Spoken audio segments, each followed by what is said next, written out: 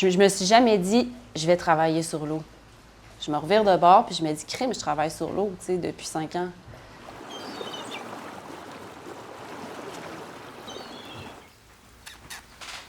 Quelques notes. Baleine, marsouin, sextant.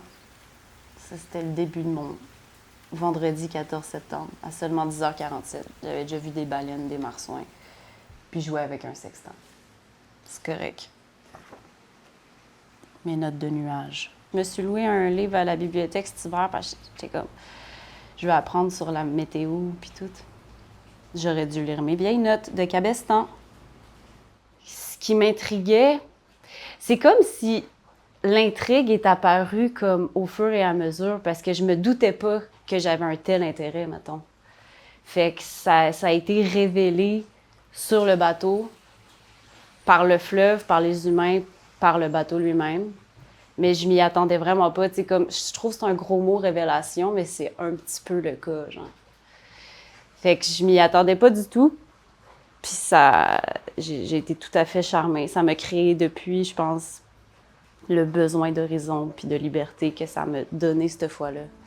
Je sais, quand je suis débarquée après mon 2 semaines, j'étais comme immense de bonheur, là. C'était capoté. C'était comme... J'avais trouvé quelque chose qui me faisait full de bien.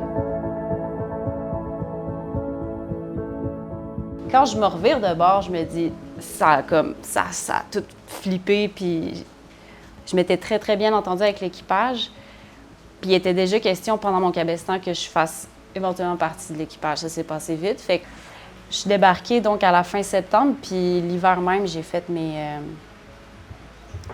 comme toutes les formations pour être matelot l'été d'après. Je me suis jamais dit, je vais travailler sur l'eau. Je me revire de bord, puis je me dis, crème, je travaille sur l'eau, tu sais, depuis 5 ans. Ah! Ça, c'est des planctons qu'on avait projetés. On a une citation de Lancelot ici. « Hey, mais ce plancton-là, il est capoté! Hey, c'est vraiment un fou! » On regardait agir les planctons, puis il trouvait qu'il était fou.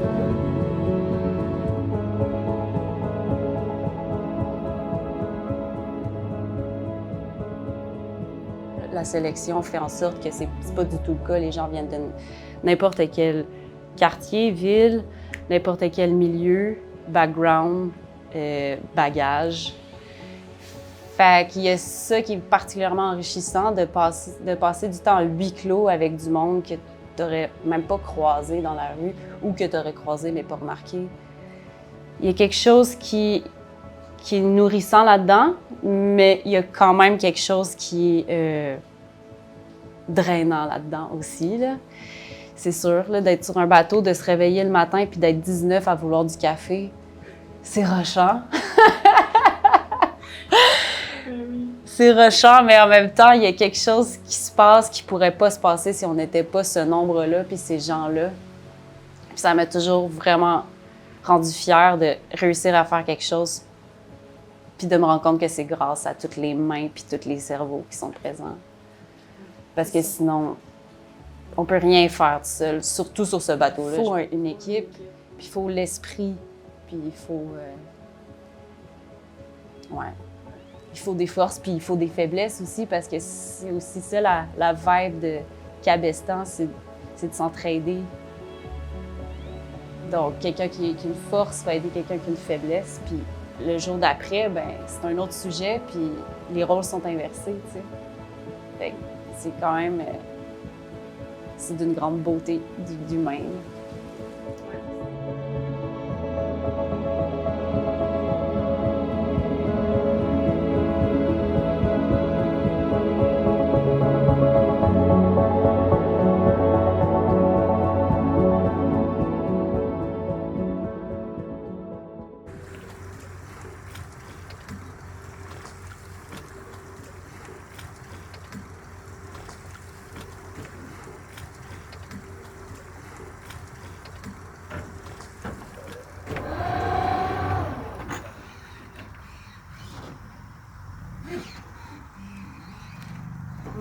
Quand j'ai décidé de faire autre chose que d'embarquer sur les Coumaris pour une saison, c'était vraiment dans le but de de diversifier mes expériences parce que ça faisait 4 ans que je naviguais, mais j'avais navigué sur un seul bateau. Je me suis dit, il est peut-être temps que j'apprenne autre chose, que j'essaie autre chose. Fait que de fil en aiguille, je me suis rendue ici. J'ai découvert que j'aimais bien le concept de naviguer de jour et de dormir à la maison le soir. Je dirais que c'est le principal changement dans tout ça. Donc, ma job, c'est... en gros, je suis un taxi de mer pour les pilotes entre Montréal et Trois-Rivières, puis les pilotes du port. Donc, les pilotes de rivière et les pilotes de port m'appellent lorsqu'ils ont besoin d'un transport et qui ne veulent pas se taper le trafic de Montréal.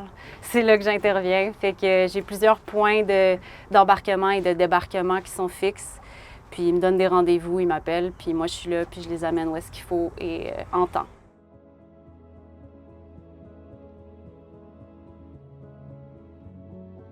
J'ai donc découvert le fleuve à bord du Écomaris, le fleuve, le golfe, l'estuaire, tout ça. J'ai découvert la beauté, l'immensité. Fait que j'ai comme découvert cette richesse-là immense, qui est aussi historiquement, je veux dire, on peut quand même pas